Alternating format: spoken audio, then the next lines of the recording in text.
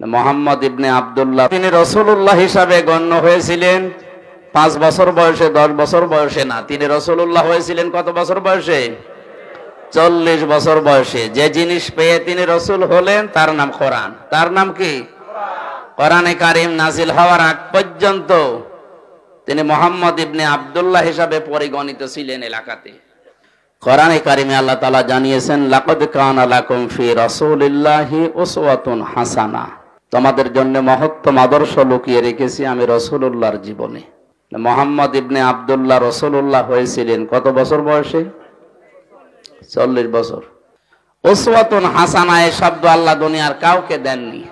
এই জন্য সত্যের মাপকাঠি মানদণ্ড এই পৃথিবীতে একমাত্র একজন, বিশ্বনবী মুহাম্মদ রাসূলুল্লাহ। দুনিয়াতে আর কেউ সত্যের মানদণ্ড হিসাবে গণ্য নয়।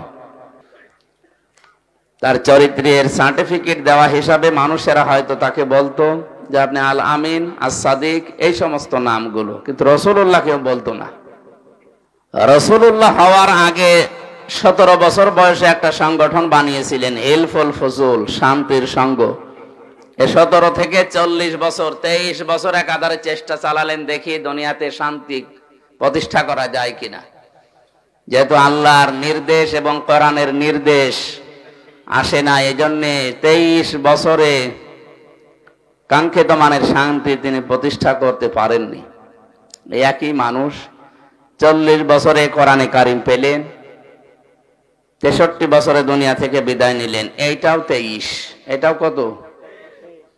আগের 23-এর ফল 0, পরের 23-এ তিনি লক্ষ লক্ষ মানুষ হাজির করেছিলেন এই কোরআনের পতাকা তোলে। কথা বলে না কেন? এমনকি শেষ ভাষণ যেদিন দিচ্ছিলেন তার ভাষণ ছিল মাত্র 27 মিনিট। বিদায় হজের ভাষণ কয় মিনিট? আর আমাদের নাকি 2-3 ঘন্টা ছাড়া ওয়াজই সাটে না, কারণ আমাদের কথার ভেতরে তো কোনো অর্থ নেই। নবীজির প্রতিটি কথার ভেতরে লক্ষ লক্ষ কথা লুকিয়ে থাকতো। সুবহানাল্লাহ বলেন। যেন আমরা কথা বলবো অল্প, তাৎপর্যপূর্ণ, গবেষণাপূর্ণ, এই সমস্ত কথাগুলো বলে মানুষ যেন চিন্তা ভাবনা করে। আল্লাহ রাব্বুল আলামিন বলেন, ওয়ানজালনা ইলাইকায যিকরা লিতুবাজ্জিনা লিন-নাসি মা নুযিলা ইলাইহিম ওয়া লাআল্লাহুম ইয়াতাফাক্কারুন। সূরা নাহলের 44 নম্বর আয়াতের শেষের দিকে আল্লাহ জানিয়েছেন, হে নবী, এই কিতাব, এই জিকির, এই আলোচনা আপনার কাছে আমি কেন দিলাম জানেন? আপনি জীবিত মানুষদের সামনে স্পষ্ট ব্যাখ্যা বিশ্লেষণ করে বোঝাবেন। আর যারা আপনার কথা শুনতে আসবে তাদের একটা দায়িত্ব দিলাম, তারা এই কথাগুলো শোনার পরে বাড়ি যেয়ে যেন চিন্তা ভাবনা করে। তাহলে নবীজির প্রথম 23 বছরে ফল ছিল, পরের 23 বছরে তিনি হিরো বানিয়েছিলেন হযরতে ওমরের মতো, আবু বকরের মতো। এমনকি তার সামনে যখন বিদায় হসে 27 মিনিটের বক্তব্যের সময় মানুষ ছিল তার সামনে প্রায় 1,14,000। কয়জন? 1,14,000 মানুষের সামনে শেষ ভাষণ দেওয়ার সময় নবীজি বলেছিলেন, তারাকতু ফীকুম আমরাইন, আমি 2টি জিনিস তোমাদের জন্য রেখে গেলাম। লাং তাদিল্লু, আর গ্রামার অনুযায়ী কথাটার অর্থ দাঁড়ায় কখনোই তোমরা পথভ্রান্ত হবে না, পথভ্রষ্ট হবে না, লাঞ্ছিত হবে না।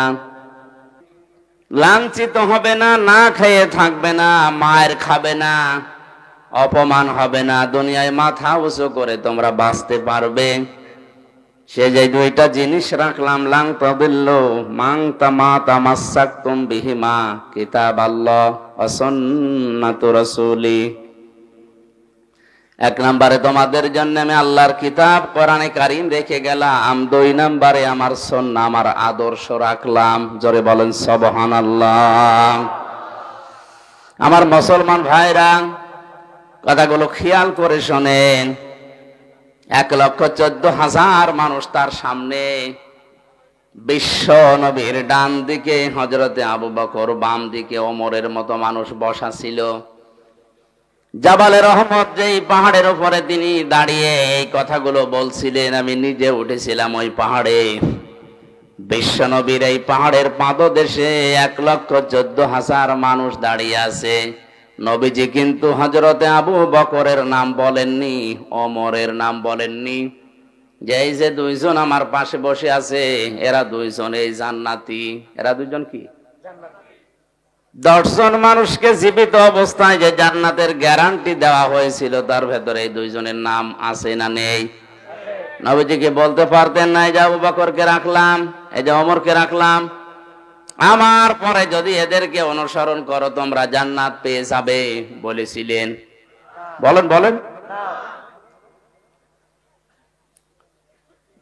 আমি জান্নাতের দিকে যাচ্ছি, আসো আমার সাথে তোমাদের জান্নাতে নিয়ে যাব, এই কথা শুধু নবীজি একবার বলেছিলেন বদরের ময়দানে যাবার সময়। তিনি বলেছিলেন আমি জান্নাতের দিকে যাচ্ছি যার প্রশস্ততা আকাশ আর জমিনের চাইতেও বিস্তৃত, কে তোমরা জান্নাতে যাব, আসো আজ আমার সাথে। নবীজি বলেন ওই দিন আমার সাথে যারা যোগ দিয়েছিল, যারা শহীদ হয়েছিল, পরেও যারা মারা গেছে প্রত্যেকেই জান্নাতি। জোরে বলেন আল্লাহু আকবার। এর ভেতরে স্পেশাল ভাবে যে 10 জন মানুষের নাম আমরা হাদিসে জানি তার ভেতরে আবু বকর আছে, ওমর আছে। কথা বলেন ঠিক কিনা? এত বড় বড় পাওয়ারফুল নবী, পাওয়ারফুল মানুষ যারা, যাদের জান্নাত দরজা ডাকতে থাকবে, হযরতে আবু বকরের জীবনীতে আছে জান্নাতের প্রতিটা দরজা তাকে পাওয়ার জন্য আকাঙ্ক্ষা পেশ করবে, আসেন আমার দিকে। হযরতে ওমরের ব্যাপারে আছে আকাশের তারকারাজি, কেউ যদি গণনা করা শুরু করে একদিন সে